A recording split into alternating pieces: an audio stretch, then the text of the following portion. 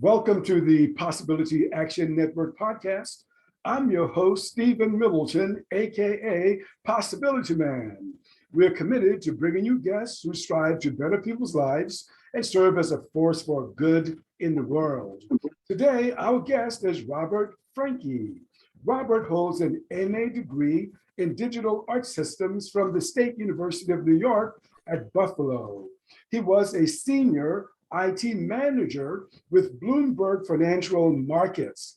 He holds a certificate in plant-based nutrition. Bob, welcome to the show today.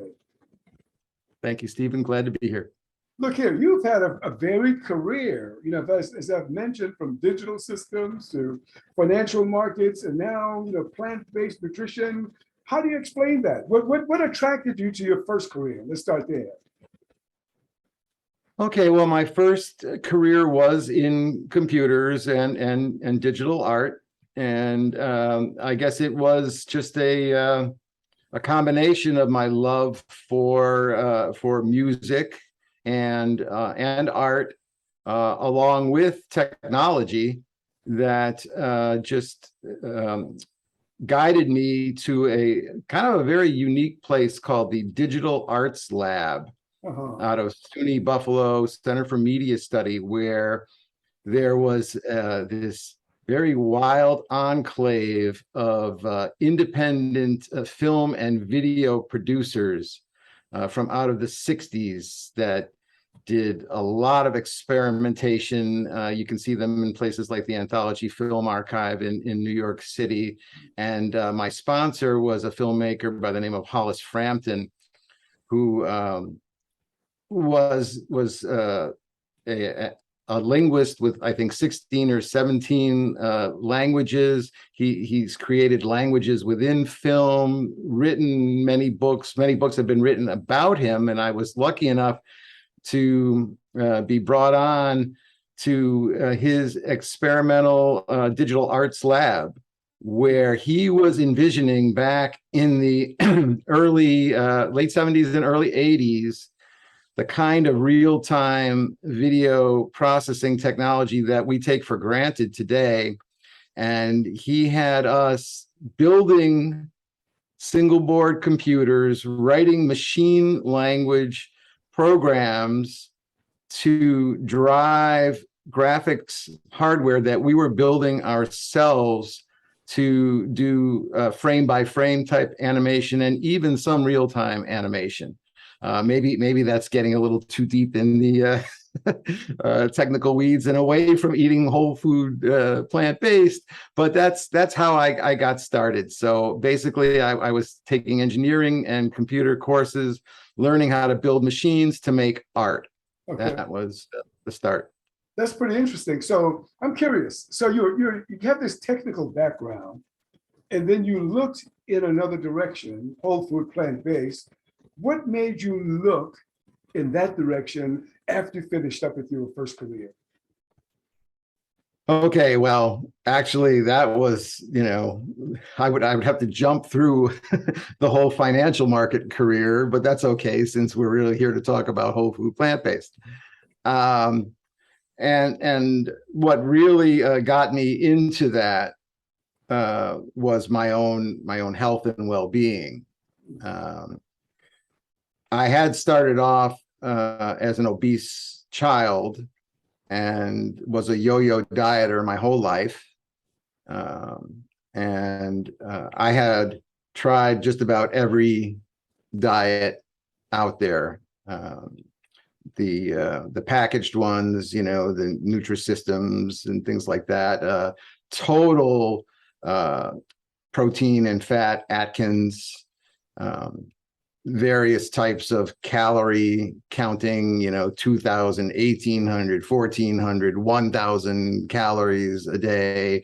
I actually even, did a lot of fasting, and it would work. I would have success. Mm-hmm. I would suffer and have success. And so it was this pattern of suffer, success, and, the weight would go down and down and down until I would hit something. I would be somewhere and that intense willpower that it would take to stay on this diet would break, and then boring, I would just bounce right back up. And that really was the story of my life until about 6 years ago. Okay. Before we go there, Bob, but I'm curious, something you said a moment ago. You said that you were an obese child, and I'm curious, what is that like? And I know that's a while back, but from the eyes, if you can remember recalling it, of a child, how did you see yourself? How did you feel? What can you tell us how children who may have a weight problem or another problem may see themselves? Well, there's no doubt that it causes long-term, maybe permanent damage. Being overweight in today's society is probably one of the last protected classes out there, I think, or potentially available. There's a lot of debate about whether it's people's fault or not, and body shaming, and you look at various celebrities that are out there and sort of trying to champion this more non-judgmental attitude towards body type and body image. But that certainly, I don't know what the kids are doing these days, but back then there was no protections at all. Right. So it's tough, and today as well, it's tough. It's tough to be obese. Yeah. So is obesity considered one of the chronic diseases? So in addition to body image, does obesity carry some possible health risks? Oh, absolutely. And now I'm not a doctor, but I do hang around a lot of them.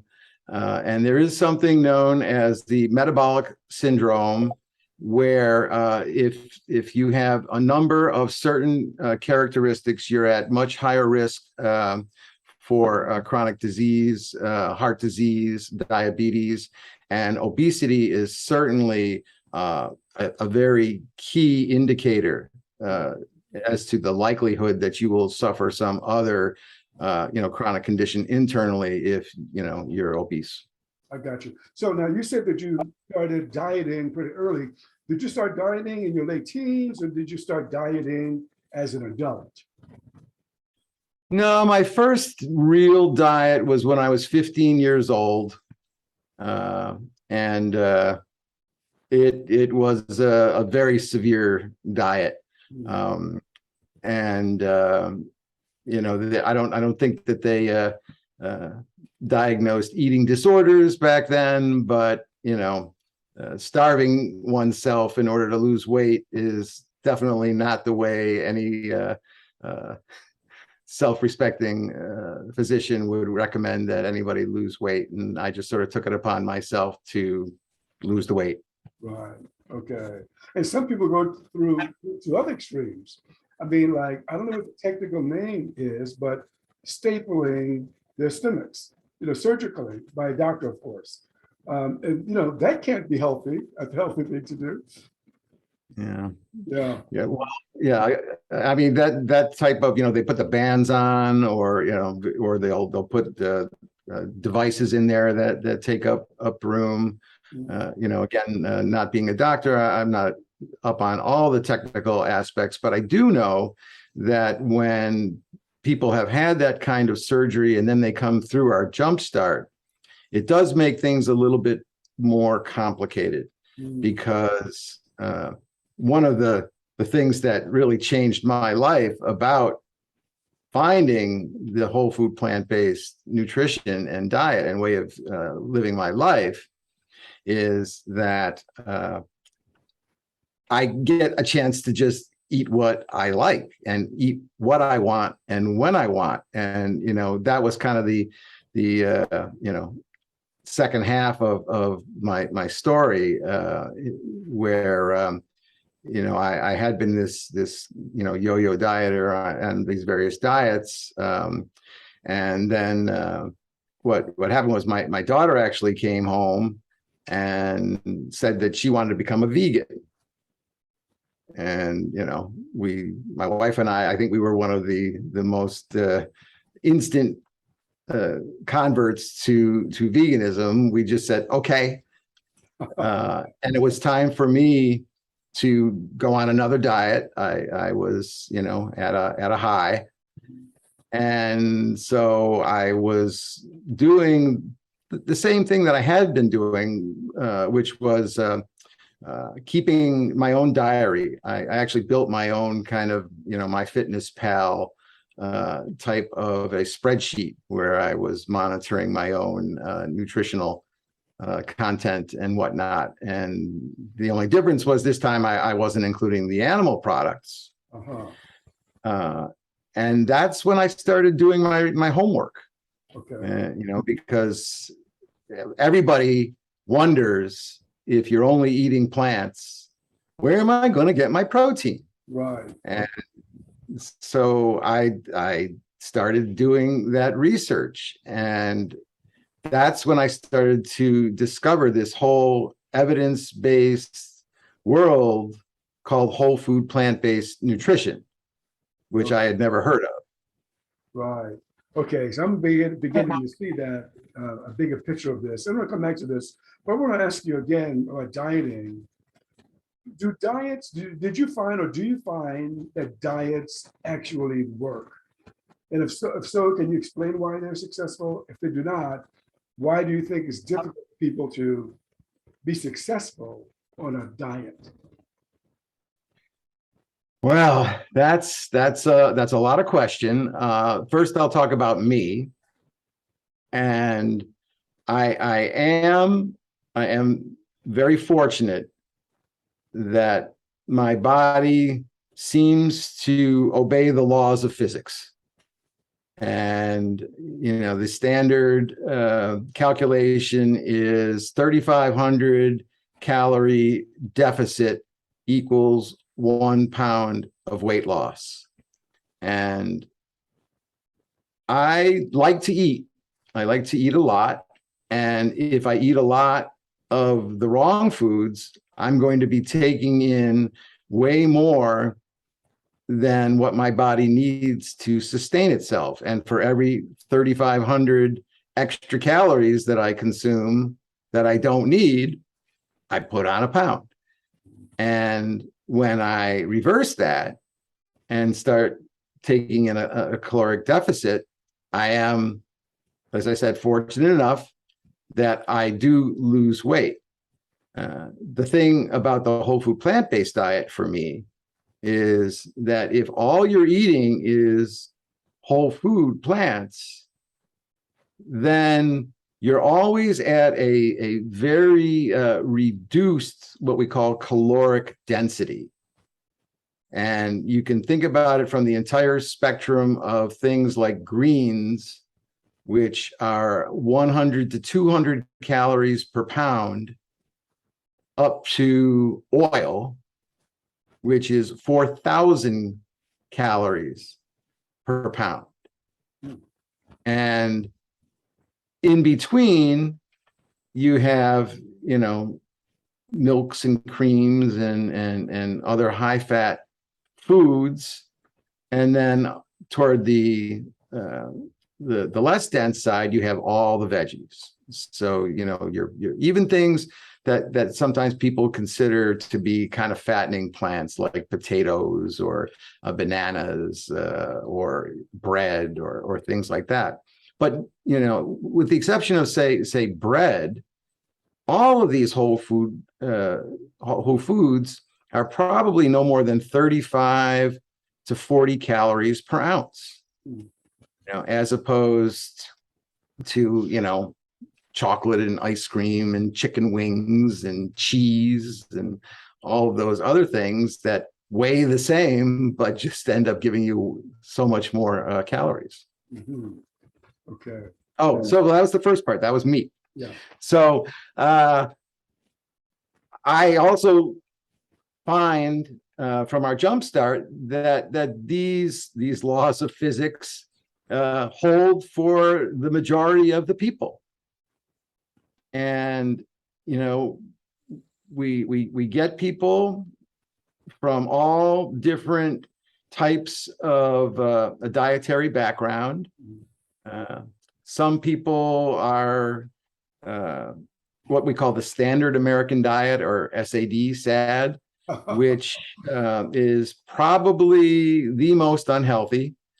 It primarily consists of a lot of fatty animal products, added sugar, oil, a lot of salt, a lot of processed foods where fiber is taken away, you know, the white breads and pastas, crackers, and things like that. And then the added chemicals, the preservatives, the dyes, and all that.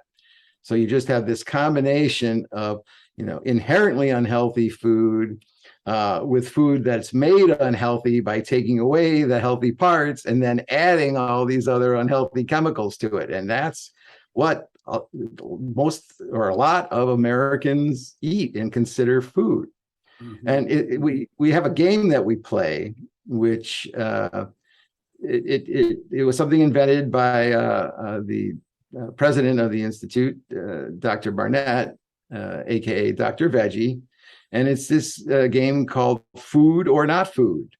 And we play it at every Jumpstart, where we show slides of various types of things people eat. And we ask people to play along if they like. And basically it's just, is it food or is it not food? And everybody gets the food. You know, they recognize the apples and the carrots and, you know, the salads and all of the even the prepared dishes, the nice healthy, you know, lentil based this or that. But then when you get to things like the chicken nuggets or the pepperoni pizza or the wall of meat in the cooler, then you don't hear the responses as loudly as you do when you're just showing, you know, the bowl of fruit. Right. And that's an education, because one of the things that I kind of invented, although I don't know if I've invented it, but I've never heard anybody say it before, is I try to have people think about their tongue differently, to make their tongue smarter, because I find that most people basically put something in their mouth and they react to the sugar, oil, and salt and crunch or consistency of whatever it is. Mm-hmm. And if that triggers the lizard brain into saying, oh yes, I like this, put as much of this in me as you can, that's a like, as I said, the lizard brain talking. Mm-hmm. But I like to think about what is the chemical composition of what I'm putting in my mouth. When I taste something, I mean, of course, I taste all those other things too, and that's why, you know, you still need to be conscious, and I could talk a little bit about what I think about that in a bit. But I analyze what I'm eating. I say, you know, is this something that's a whole food? Is this something that has something bad in it, or that I don't need in it? You know, what is it that I'm putting in my mouth? And by doing that, I think it just makes it a lot easier for people to make the decision as to what it is they want to put into their body. Yeah. You know? Yeah. Yeah. Well, it sounds like this nutrition plan has made a huge difference in your life. I talked with you about some pictures and asked you if you would be willing to share some things with us. Are you open to doing that? Let us see The change? Sure. Okay. Yeah, I'll share. This is just some recent old me's, not very recent, but about 6.5 years old me. Okay. Yeah. Uh-huh. So yeah, this basically well over 300 pounds. I think it was about 310 pounds there. Oh, and the thing that I wanted to show though is a lot of what I like to do involved eating animals, and it showed. Yeah.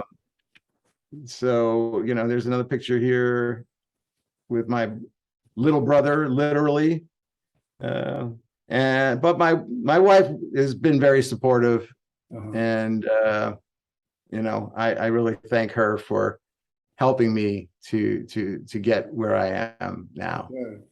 That's fantastic. Well, congratulations on becoming healthier. So, if I heard you correctly, I mean, I know that you work with the Rochester Lifestyle Medicine Institute today, but if I heard you correctly, though, your education into whole food plant-based began before you were connected to RLMI. Is that right? Yes, it did. All right. So, what connected you then? Oh, by the way, let me roll back. Are you a native to the New York area, upstate New York? No, born in Brooklyn, actually. Okay, all right. So what connected you then? You're already involved, you're learning about plant-based, and then you got connected to RLMI. What made that connection for you? Well, let's see. I started in March 2016 and got involved with various vegan organizations. RLMI might have, yes, it did exist early on. And actually, I'm not sure whether it was through RLMI or RAVS, which is the Rochester Area Vegan Society, versus the Rochester Lifestyle Medicine Institute, that I first met Dr. Barnett, but I'm pretty sure it was RAVS. It was the Vegan Society. And I'm kind of a geek, as everybody knows already. One of the things that I discovered when I first got involved with the whole food plant-based was this app called Chronometer, CRONOMETER. There's no H in that. And that is just a wonderful nutrition tracker that tracks all the macro nutrients and micronutrients. And I would play this game where in order to get a complete balanced day's worth of nutrition, I would just eat all of the foods that were necessary to turn these little graphs green as you would eat throughout the day, including amino acids. And tell me if I'm getting too far into the technical weeds here. Okay, because the amino acids are the building blocks of proteins, and there are 9 essential amino acids. I forget how many there are altogether, but the ones that aren't the 9, your body can make from the 9 that you get. And there's one in particular called lysine. And lysine is very curious because there is a doctor by the name of Colin Campbell who did some experiments about the carcinogenic nature of proteins. And what he determined was the actual difference between animal protein coming from whey, which is made from milk. When he gave his animals certain doses of animal protein, he was able to cause a cancer. And I think it might have been a liver cancer. I'm not sure what kind of cancer, but some kind of cancer, probably liver. He would still keep the same amount of protein, but instead of the animal whey, he was giving wheat gluten protein. And he was reversing the cancers. He was able to turn the cancers off and on by using two different kinds of proteins. Wow. And the fundamental difference between the whey and the gluten is the lysine. Most of the other amino acids are pretty close to one another, but in the whey protein, it's much higher than the FDA or whatever the dietary organization's recommended amount is per day. So it's way higher than what the government recommends. Okay. On the other hand, I'll try to make it quick. Okay. On the other hand, for the gluten, the composition is way less. And so it seemed like lysine in and of itself could have been the key to this cancer effect. So I asked Dr. Burnett, what do you think about the FDA current level for lysine in regards to my observations about how it impacts cancer? And his first reaction was, well, why should you be concerned about protein at all? You should just eat plants, which is something that a lot of people recommend. And, if you end up eating a nice variety of plants, like recommended by Dr. Greger's Daily Dozen, it's a wonderful app that just recommends various amounts of servings for different types of vegetables. I've also determined through the use, just to my own satisfaction. Again, this is not published. This is not any kind of, peer reviewed anything. This is all just Bob's, Bob's work and Bob's opinion. But you do get a full day's worth of nutrition if you do eat grains and legumes and greens and other vegetables and berries and fruits and cruciferous vegetables, all the things that doctor recommends. It just so happens that it'll turn all those bars green in Chronometer, which is really nice when things work out that way in sync. Okay. So Dr. Veggie listens to me, but at first he wants to dismiss it, but then he says, well, apparently he's got like these laws, and I think his second law is never make fun of somebody because they'll end up being right. So he took a step back and he considered what I had to say. And I don't think he's actually ever committed to that. I'll have to follow up on that with him, but that's how I met him. And we hit it off, and I became a volunteer.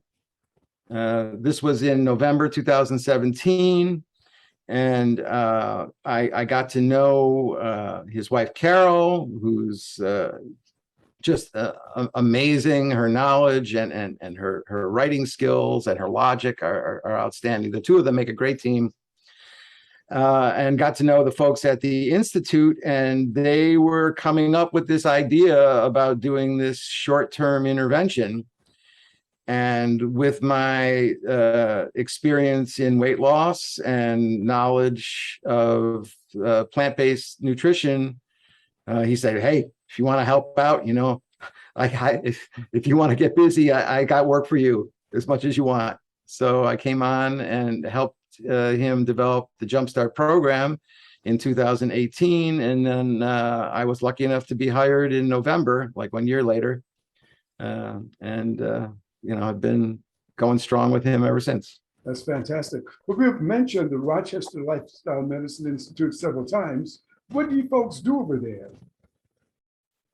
Well, we're a health education organization, and our mission is to make lifestyle medicine, which I can go into in a little bit, and especially focusing on whole food, plant-based nutrition, the standard for health and health care. In other words, we just want there to be common sense about how you live your life to keep you healthy.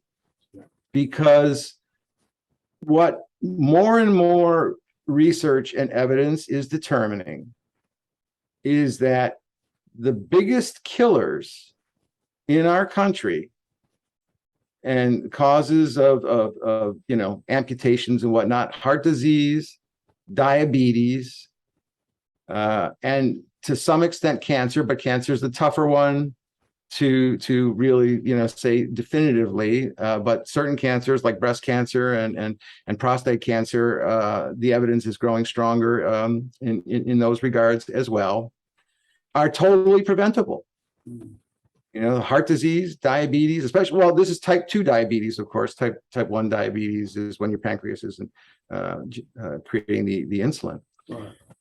So our mission is to, first of all, educate people as to that notion that, yes, you're sick and you don't know why, but we will posit to you that it's lifestyle and probably mostly because of what you're eating.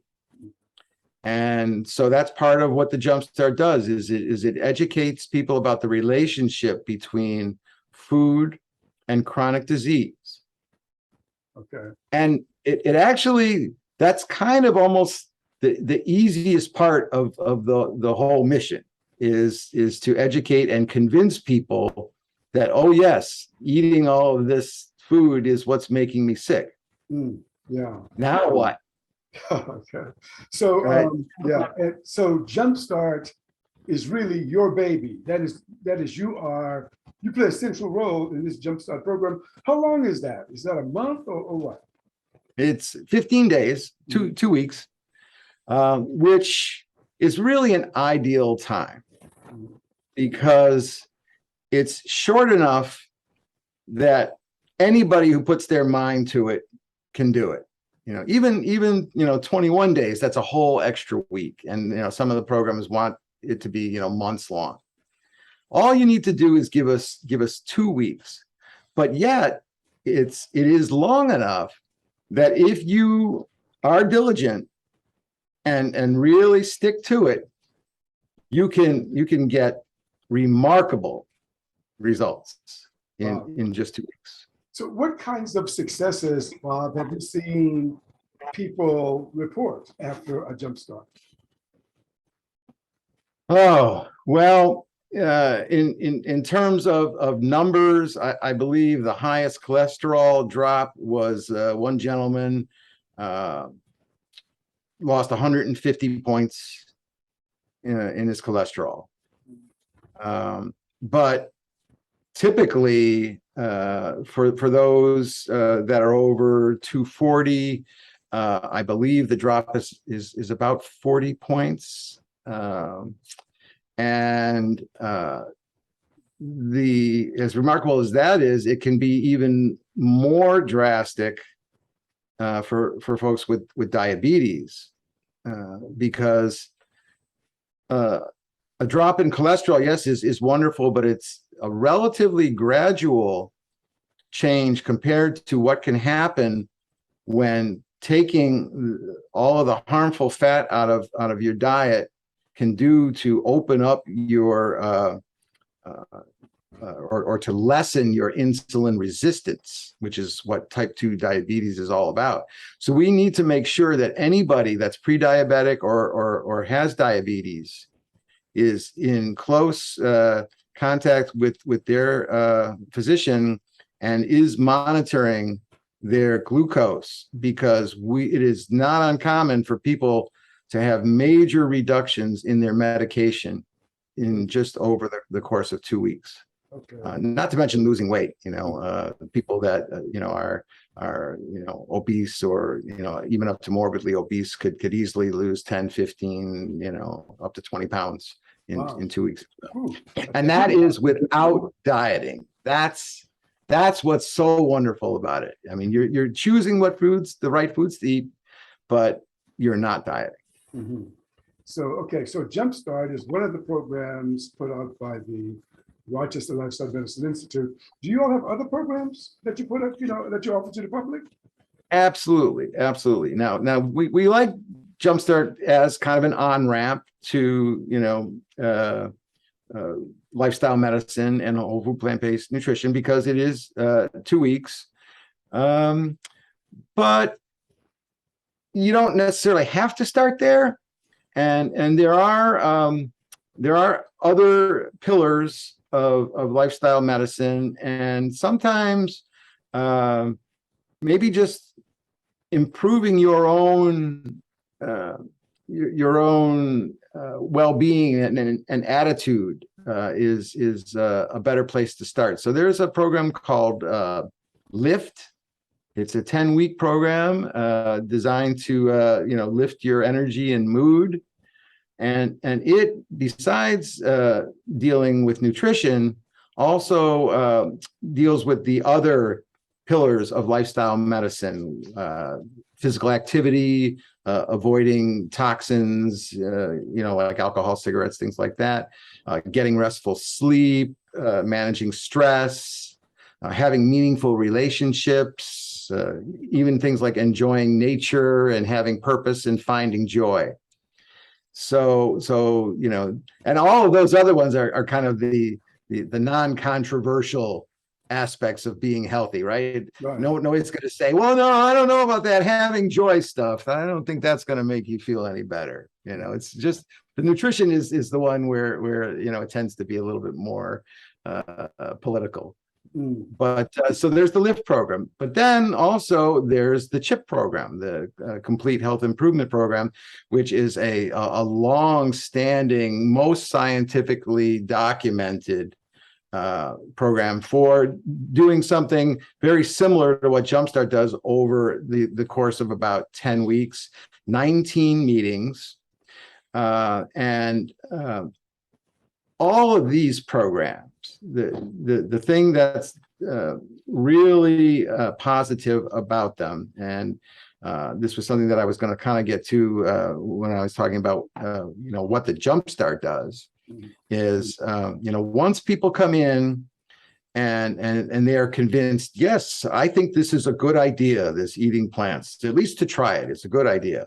Then what? Okay, well, there's the competence aspect of eating this way. And so, we have cooking classes, and we have forums, and we are available by emails, and we have, in-person meetings to talk about how do you saute without oil, or, what can I put on my salad, or, how am I going to deal with, roasting these vegetables? Those are, competence issues. But sometimes, and actually once you get beyond becoming basically competent, the thing that almost never ends is the relationship aspect of eating this way, because there are so few people in the world that have this level of consciousness about what it is that they want to put into their bodies, that everywhere you go, every situation, from your own family to social gatherings to restaurants to just being bombarded by media, I mean, it's everywhere, all the unhealthy food.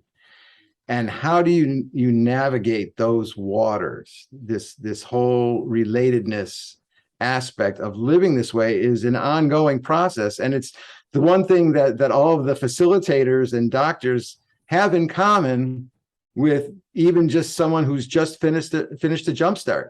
We all have, that birthday party, or it's, Memorial Day coming up, or Labor Day, or the holidays, or whatever. We're all in the same boat when it comes to that. And so that's one of the real, I believe, value added parts of our organization and what we do is that we're all walking the walk, and we care about everybody. If anybody's having a problem, then whoever might have a solution, we bring them in. It's like, what do you think about that? So that's great. That's great. So I think there's an association. It's called the Academy of Lifestyle Medicine. Is that right? Is that right? Yeah, ACLM. Yes. Is your group, is the Rochester Lifestyle Medicine Institute, affiliated with the Academy of Lifestyle Medicine? Absolutely. Yes. Dr.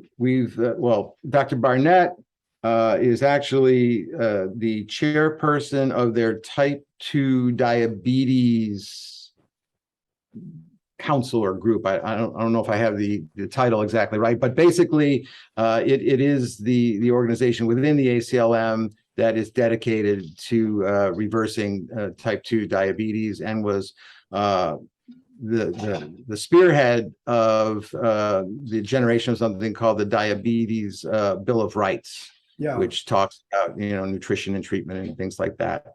Not only that, but we are the only organization in the world that offers the 3 English language-based lifestyle medicine programs out there, that are 3: the Jumpstart, the CHIP, and the Lift. So yeah, we have a pretty long-standing and substantial relationship with ACLM. That's great. And Dr. Barnett, who is an MD, medical doctor degree, is also board certified. Is that right? Right, board. Yeah, right, in lifestyle medicine. Yes. Yeah. Okay, that's fantastic. And there are at least one other physician who does research through Dr. Yes, Dr. Susan Friedman, who is our director of clinical research. But even grander is she is now the director of a newly founded lifestyle medicine department at we have 2 major hospital groups, and of one of them, the Strong Memorial group, which is at Highland Hospital. Wow. So basically, she has brought lifestyle medicine to Highland Hospital. That's fantastic. Wow. Yeah. Okay. So, what are your favorite plant-based meals, Bob? Do you have any favorites? Well, yeah, sure. I have some favorites. One of them is my own recipe. For folks that are not from Rochester, I will let you know that one of our culinary claims to fame is something that's known by a number of names, but the original name is called a garbage plate. Huh. And the garbage plate was invented at a downtown restaurant many years ago, because I grew up eating them. And it's basically really greasy, spicy, oily ground beef hot sauce that you just smother over everything, whatever your burgers, fries, macaroni salads, whatever. And I made a Jumpstart compliant version of it. I basically started with a really solid recipe that my niece, who's a chef, came up with, and just pulled out the oil and the ground beef, and substitute things like quinoa and lentils and mashed chickpeas. And we had one person, you're supposed to just put it on stuff, but she's just like, I just couldn't stop eating it, and she would eat it by the bowl. So that's one thing. All right, but I won't go on that long with the other things. But anyway, I make a really nice kind of half and half whole wheat linguine with a zucchini pasta that's inspired by linguine and clam sauce. So it's got a little bit of white wine in there, and it uses mushrooms instead of the clams. And then with that, you can add, all kinds of other veggies, broccoli and mushrooms and things like that, or onions. And then my wife makes a great Indian curry that is just fabulous. Of course, a chili. We've got 2 or 3 chili recipes. I've got something that came from my grandma, a sauerkraut cabbage polenta and kidney beans, Wow. which is really nice. And then, some sweets. My wife also does this pineapple blueberry muffin that's compliant. That's wonderful. And also there's something called nice cream where you can take frozen bananas and blend them up. And you can add some cocoa powder to that, and it makes like a chocolate ice cream or frozen fruit, strawberry ice cream, things like that. So those are a few. Well, that sounds terrific. In fact, that makes me hungry. That's great. And so, Bob, just for full disclosure for our audience, either listening to this on the podcast platform or watching us on video, I am an RLMI alumni. So I was happy to have gone through that program. So I'm not sure if you have any questions for me about my experience or not, but I just wanted to make sure that I threw that out. Oh, well, thank you. I thought you looked familiar. Well, it might benefit people just to, and it's always nice for me to understand, how you found us. What got you to RLMI? It was actually just accidental. I'm a podcaster, obviously, and I had interviewed a doctor, a cardiologist, who is the lifestyle medicine director at Methodist Hospital in Orlando. A program started by, I think it was Dean Ornish is his name. At any rate, in talk with her, she was talking about lifestyle medicine. I didn't know anything about it, even though I had heard the phrase before. I went on the internet and just Googling around because I wanted to learn more about lifestyle medicine. And lo and behold, RLMI popped up and Jumpstart popped up in my search about 3 days before the preview. And I said, oh, I got to go to that. And that's what started me on this journey with the Rochester Lifestyle Medicine Institute. So it was just accidental. And when you came into it, though, did you have specific goals? I'm a muscular dystrophy patient, and I wanted to see if by losing weight, because I was going in another direction, would help my situation. So I wanted to lose some weight. My cholesterol was not totally out of control, but I needed some improvement there. And I was curious. So I just had the question, will this program actually help me achieve my goals? Now, I wasn't confident about it, but I was willing to give it a fair shot. Right. So you had some concerns. How did you do? Yeah, I took to plant-based like a fish takes to water. I just fell in love with it. I played Fortnite during the first couple of weeks, those 15 days. I watched what I consumed and contacted my doctor actually before the program started. I sent him a link to the Rochester website so that he would be fully aware of what I'm doing. And then a day before the 15th day, or day before graduation, I asked him if I could take my blood test. And so he ordered the test. And I was amazed by what happened in those 14 days for me. My cholesterol dropped just incredibly low. What took me by surprise, because I didn't expect this result, my blood pressure dropped to where it was when I was maybe 15, 20 years younger. So I was amazed that I achieved those results in the 2 weeks. Well, those kinds of stories are really what our institute is about. I mean, that's the essence of it. When we can have somebody that we never knew a couple of weeks prior, and just spend some time with them, through various forms of communication, and then just get a report back like that. It just really builds our strength in our conviction and hope that that we can do something positive for the world. And that's for sure. And that's why I'm so happy to have you as a guest here, because just around me, people that I've touched, based upon my experience with this, I've noticed that people have reversed type 2 diabetes. The doctors have told them that they no longer need, insulin, and that's just a problem. Other people have reported lowering their cholesterol. Just amazing results just in my small circle of people around me. So this is a good program, and I'm so happy to have you as a guest, Bob. Oh, yes, I was really good to be here.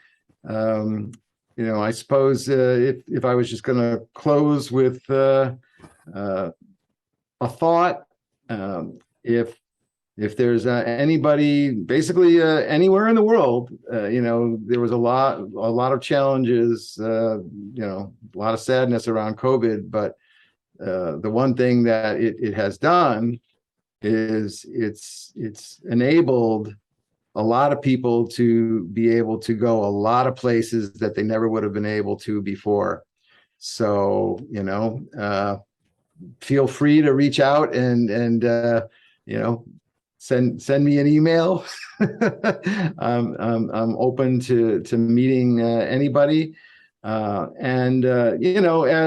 I was kind of alluding to earlier, if there's something that you think that you might want to work on to feel better, and you've got 2 weeks, then, especially if you're facing medications or procedures and things like that, you probably would owe it to yourself to just give it a try and see if eating this way might be able to change your life. Fantastic.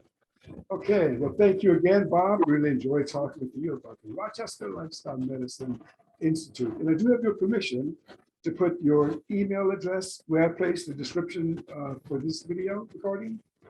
Permission granted. Okay, thank you. Well, you've been listening to the Possibility Action Network podcast. I'm your host, Stephen Middleton, aka Possibility Man. Our guest today has been Robert Franki of the Rochester Lifestyle Medicine Institute. Bob, once again, thanks for being with us today. Thank you too, Stephen.